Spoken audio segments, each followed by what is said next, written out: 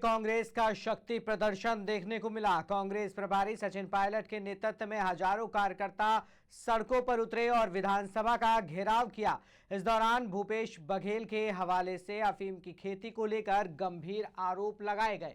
कांग्रेस ने केंद्र और राज्य सरकार पर कार्रवाई की मांग की है। साथ ही मनरेगा को लेकर भी सरकार पर निशाना साधते हुए इसे गरीबों के खिलाफ कदम बताया गया। कांग्रेस ने साफ कहा कि पूरे मामले में निष्पक्ष जांच हो और दोषियों पर सख्त कार्रवाई हो।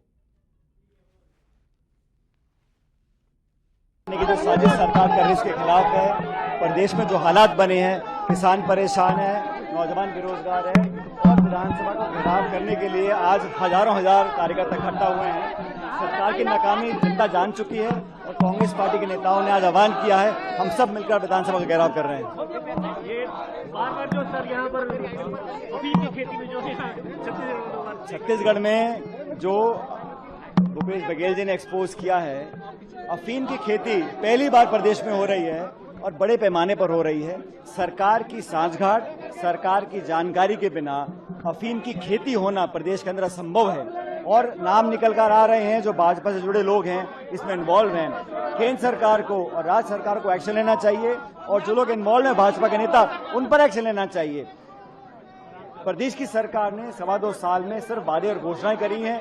ग्रामीण क्षेत्र में काम बंद है, विकास ठप है और नरेगा को बंद करना ये तबूत में आखिरी कील है जो किसान और गरीब की कमर तोड़ देगा। उसके विरोध में आज सड़कों पर जनता आई है और यहाँ बदलाव की आहट अभी से हमको दिखाई दे रही है। लगातार अफीम की खेती मिलना छत्तीसगढ़ में किस तरह से देखते हैं आने वाले समय छत्तीसगढ़ मामला विस्फोटक है। जो एक्सपोज किया है आज अफीम की खेती को पकड़ा है, सरकार को विधानसभा के अंदर सदन के पटन पर जवाब देना चाहिए। खुद मुख्यमंत्री को बताना चाहिए कौन भाजपा के नेता इसमें इन्वॉल्व है और कार्रवाई करी है या नहीं करी है और क्यों नहीं करी तो सर जवाब मिलना चाहिए।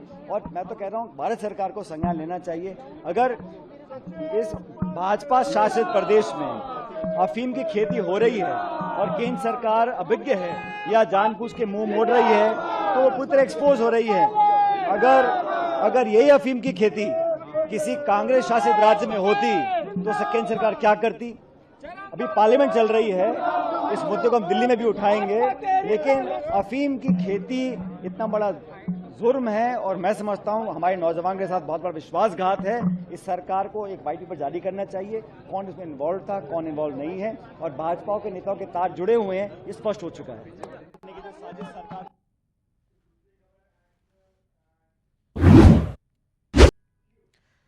देश भर में एलपीजी सिलेंडर को लेकर बड़ी कार्रवाई जारी है। पेट्रोलियम मंत्रालय की ज्वाइंट सेक्रेटरी सुजाता शर्मा ने बताया कि अब तक करीब 12,000 रेड की जा चुकी है। इन कार्रवाइयों में लगभग 15,000 सिलेंडर जब्त किए गए हैं। सिर्फ दिल्ली में ही 600 सिलेंडर पकड़े गए, जबकि उत्तर प्रदेश में 450 से ज्यादा रेड कर 10 लोगों को गिरफ्तार किया गया।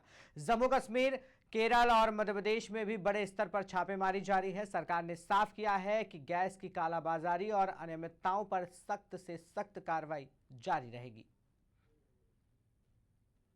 एनफोर्समेंट एक्शन के बारे में अब तक पिछले कुछ दिनों में लगभग 12,000 रेड हुई हैं, लगभग 15,000 सिलेंडर्स सीज हुए हैं। I will just share some examples with you. Like Delhi में कल लगभग 600 सिलेंडर सीज किए गए हैं। इसी तरह यूपी में पिछले कुछ दिनों में लगभग 450 इंस्पेक्शंस और रेड हुई हैं, 10 लोगों को अरेस्ट भी किया गया है। जम्मू कश्मीर में 564 रेड हुई हैं, एफआईआर हुई है, अरेस्ट भी हुआ है। केरला में लगभग 1000 रेड और इंस्पेक्शन हुई हैं और डोमेस्टिक और कमर्शियल सिलेंडर सीज हुए हैं। मध्य प्रदेश में भी लगभग 1200 रेड्स हुई हैं और लगभग 1800 सिलेंडर्स सीज हुए हैं। इसके अलावा हमारी ऑयल मार्केटिंग कंपनीज की जो इंस्पेक्शन टीम्स हैं वो भी एक्टिवेटेड है और लगभग 2,500 रिटेल आउटलेट्स और एलपीजी डिस्ट्रीब्यूटरशिप्स पर सरप्राइज इंस्पेक्शन हुआ है।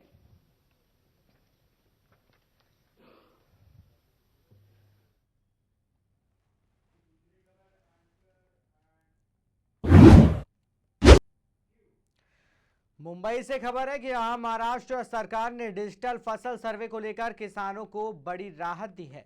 मंत्री चंद्रशेखर बावनकुले ने बताया कि अब इसकी अंतिम तारीख 31 मार्च 2026 तक बढ़ा दी गई है। सरकार के मुताबिक अब तक करीब 55% किसानों ने ही पंजीकरण कराया है, जबकि 45% किसान अभी भी इससे दूर है। सरकार ने किसानों से अपील की है कि वे जल्द से जल्द ई फसल सर्वे में शामिल होकर अपनी फसल का रजिस्ट्रेशन कराएं, ताकि उन्हें सरकारी योजनाओं का पूरा लाभ मिल सके।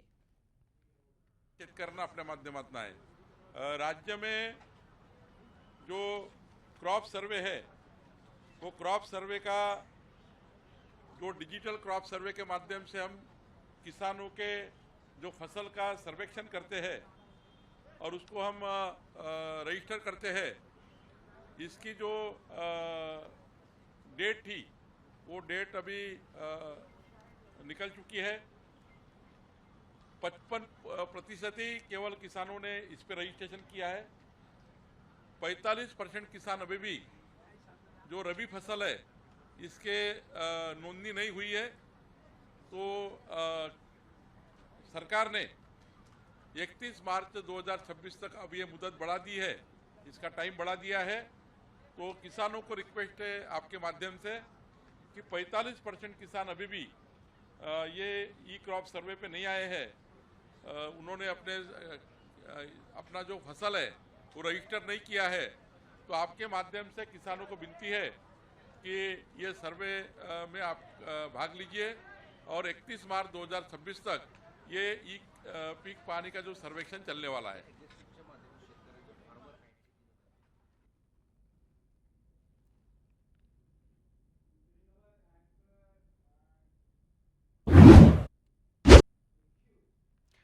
पटना से वही बड़ी राजनीति की खबर है। केंद्रीय मंत्री और एनडीए की राज्यसभा सांसद रामनाथ ठाकुर ने केंद्रीय नेतृत्व और बिहार की जनता का आभार जताया। उन्होंने कहा कि एक साधारण कार्यकर्ता को 3 बार राज्यसभा भेजना पार्टी और नेतृत्व के भरोसे को दर्शाता है। रामनाथ ठाकुर ने इसे अपने लिए सम्मान बताते हुए कहा कि वे जनता की उम्मीदों पर खरा उतरने की पूरी कोशिश करेंगे। उन्होंने बिहार के विकास और जनसेवा के लिए लगातार काम करने का संकल्प भी दोहराया। धन्यवाद केंद्र नेतृत्व को और बिहार की जनता को बहुत बधाई। मेरे जैसे छोटे आदमी को उन्होंने 3 बार राज्यसभा का मेंबर बनाया, इसके लिए। सर, नीतीश कुमार जी भी अब आपके साथ राज्यसभा में रहेंगे। हाँ। बिहार के मुख्यमंत्री रहे, बिहार की जनता उनको काफी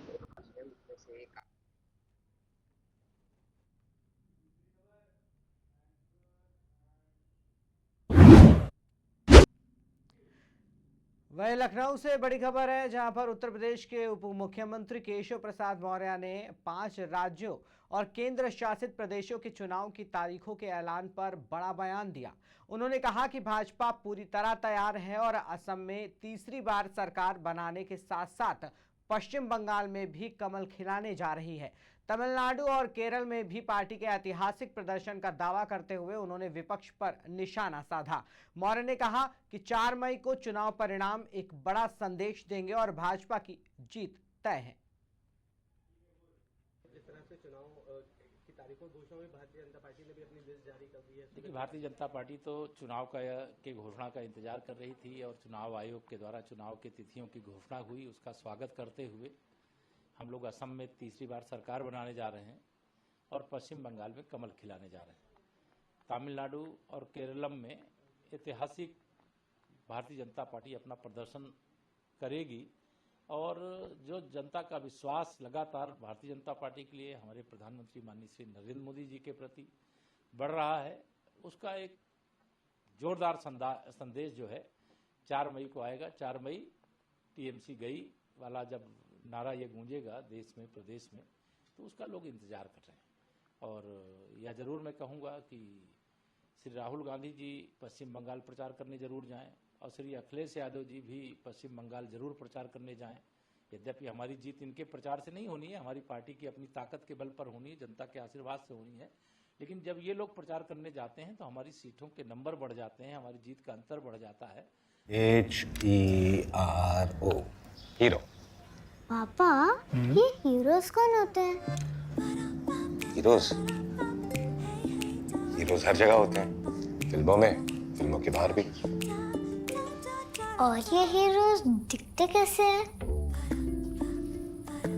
हीरोज सबसे अलग होते हैं, लेकिन अलग दिखते नहीं। हीरो टॉल होते हैं कि शॉर्ट होते हैं? वो खाना खाते हैं कि नहीं? स्कूल जाते हैं कि नहीं?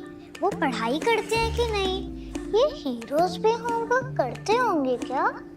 वो कुकीज खाते हैं क्या?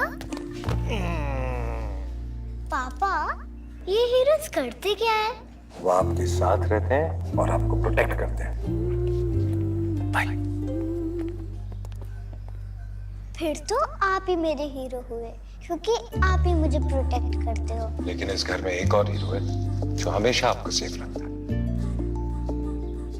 मुझे तो कहीं नहीं दिख रहा। हीरोज हमेशा दिखाई दे ये जरूरी नहीं है। वो सिर्फ पर्दे के आगे ही नहीं, दीवारों के पीछे भी हो। गैलेंट एडवांस टीएमटी सरिया, इसकी ताकत बने घर की ढाल और इसकी फ्लेक्सिबिलिटी रखे घर को सॉलिड सालों साल। गैलेंट एडवांस 500D टीएमटी, निर्माण का रियल हीरो। सॉलिड भी, फ्लेक्सिबल भी। Gallant TMT.